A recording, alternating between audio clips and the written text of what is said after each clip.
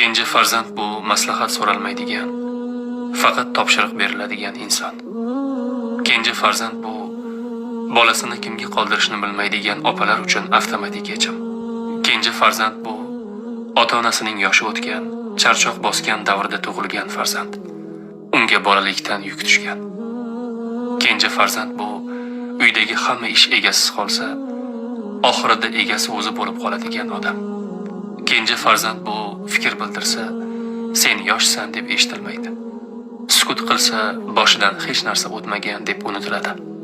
Kenja farzand to'yida ota-onasi mehmonlarni quchoqlab kutib oladigan emas, qo'llari titrab, kursida sokin o'tiradigan yoshda bo'ladi.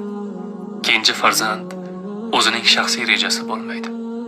Oiladagilarning o'zi unga reja tuzib berishadi. Kenja farzand bu ota-onasining suyanchi, oilaning oxirgi tayanchi. Hamma farzandlar hayot izlab uch tarafga tarqalganda jonga oro kiradigan farzand.